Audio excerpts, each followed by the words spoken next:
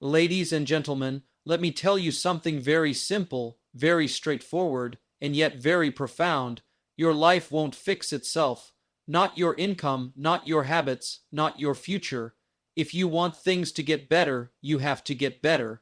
See, it's a tempting thing to think the problem is out there. The economy, the boss, the weather, the traffic, the people, always something, always someone. But I learned a long time ago, asterisk asterisk, the common denominator in all my problems was me. You are the project means that before you try to build a business, change your relationships, or influence the world, you must first work on yourself. It's a reminder that your personal development is not optional, it is foundational.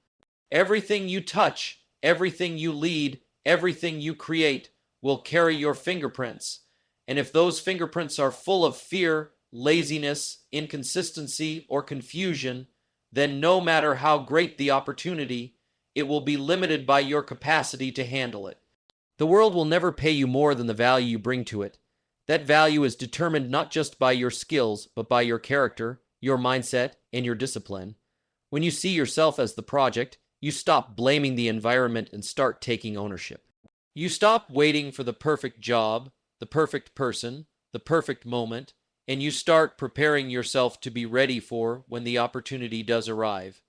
You begin to realize that success is not something you pursue. It's something you attract by becoming more. If you become more valuable, life becomes more rewarding. If you grow your mindset, your results will follow. But if you stay the same and expect life to improve, you will stay frustrated. The gap between where you are and where you want to be is not bridged by luck. It's bridged by personal growth. People often try to fix the world before fixing themselves. They want more money but haven't fixed their spending habits. They want better relationships but haven't fixed how they communicate. They want influence but haven't fixed their own leadership. You are the project means you turn the lens inward before pointing it outward. It's not about perfection, it's about ownership. You start asking better questions. What am I doing with my time? How do I handle setbacks? How well do I listen? How consistent am I with the things I say matter to me? Self-awareness is a big part of treating yourself as the project. You have to be willing to see the parts of yourself you often avoid. The laziness, the envy, the pride, the excuses. You can't heal what you refuse to confront. You can't grow what you're unwilling to measure. You can't lead others if you're unable to lead yourself. Every day that passes without self-work is a day you're outsourcing your potential to chance. And chance is a terrible builder. It builds unstable foundations. Growth, on the other hand, builds something solid. Discipline plays a central role when you see yourself as the project, because no worth while project completes itself. It requires consistent effort, long-term thinking, and daily focus. You begin to realize that how you spend your hours is how you spend your life. If your days are full of waste, distraction, or empty pleasure, your life will reflect that. But if your days are full of learning, building, giving, and improving, that's the kind of life that compounds. Your habits become the building blocks. Every small act of discipline is like laying a brick. One by one, day by day, you construct the kind of life you want, not through fantasy, but through repeated effort. Being the project also means you stop outsourcing responsibility.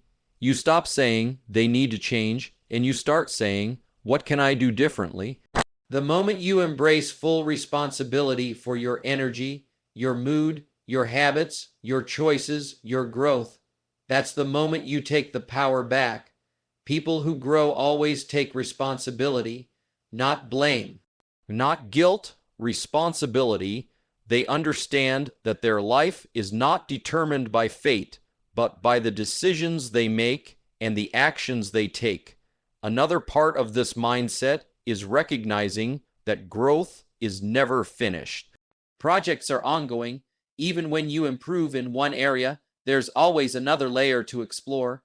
Your patience can grow, your leadership can grow, your emotional control can grow, your communication can grow. You are never done, and that's not a burden. It's a gift. It means that no matter where you are, there is more within you, more strength, more clarity, more vision. The best version of you is not a destination. It's a direction. You move toward it daily. When you focus on yourself as the project, it also changes how you relate to others. You stop comparing. You stop competing with someone else's path. You understand that your journey is unique. The only person you compete with is who you were yesterday. That's your standard. That's your baseline. Are you more focused than you were last month? Are you more consistent than you were last year? Is your character sharper than it was before? These are the questions that matter. Growth is personal. You can't copy someone else's process. You can only commit to your own. The reward of treating yourself as the project is that over time, you don't just feel better, you become better. You start making better decisions, you attract better people, you get better results, you start building momentum, and that momentum becomes fuel. You begin to trust yourself again, and that trust is what allows you to take bigger risks, lead more boldly, and live with purpose. Because you know that no matter what happens around you, what happens within you is in your control. That's real power, and that's why the most important project you will ever work on is not something out there, it's you. Self-discipline is the first fix because without it, no other personal change is sustainable. You can have goals, dreams, talent, and motivation, but if you lack discipline, none of those things will carry you far. Self-discipline is the structure that holds your growth together. It's the foundation beneath every achievement. It's the quiet force that wakes you up early, pushes you to stay focused, and guides you to make the right decisions even when no one's watching. When you look at a successful person, you're seeing the fruit of private discipline that most people never see. That's what makes it the first fix, because without it, everything else eventually breaks. Most people want change, but they don't want discipline. They want results, but not routine. They want the rewards of excellence, but not the process. But the truth is, nothing of value happens without self-discipline. Discipline is what bridges the gap between intention and execution. It's easy to write down a goal. It's exciting to imagine a new future, but it's discipline that turns that vision into a daily effort. It's the repeated act of showing up, sticking to the plan, and pushing through the boredom, the resistance, the laziness, and the doubt. That's the real work. That's where character is shaped. Self-discipline is not a personality trait. It's a skill. It's something you build through practice. You build it every time you do what you said you'd do, even when it's inconvenient. You build it every time you choose long-term gain over short-term pleasure. You build it when you get out of bed when the alarm goes off, when you finish the task instead of leaving it half done, when you eat for fuel instead of comfort, when you train your mind instead of numbing it. These moments may seem small, but they build something large inside of you, a strength that carries over into every area of life. Without self-discipline, you fall victim to inconsistency, and inconsistency is the enemy of progress. You can't build momentum if you only show up when it feels good. You can't master anything if you stop every time it gets hard. You can't create anything lasting if your actions are ruled by mood, impulse, or distraction. Self-discipline protects your vision. It keeps you anchored. It teaches you to act based on values, not feelings, because feelings change, but your values, your goals, your responsibilities, those remain. And discipline is what keeps them alive. When you start fixing your life, the first step isn't always glamorous. It's not about big breakthroughs. It's usually about small, quiet commitments repeated daily. Wake up on time, stick to your schedule, keep your word, show up when no one's clapping, That's discipline. It's not exciting, but it's essential. It's not loud, but it's powerful. It doesn't always feel good, but it always moves you forward. Most of the people you admire aren't more gifted than you. They're just more disciplined. They do what needs to be done, whether they feel like it or not. That's the difference. Discipline also creates freedom. Most people think discipline is about restriction, but the opposite is true. Discipline frees you from chaos. It frees you from regret. It frees you from being a slave to your impulses. When you have discipline, you don't need willpower every second. You don't need to negotiate with yourself every morning. You've already decided who you are, and your habits reflect that. You become a person of structure, of order, of consistency. That stability gives you clarity. That clarity gives you confidence, and that confidence gives you momentum.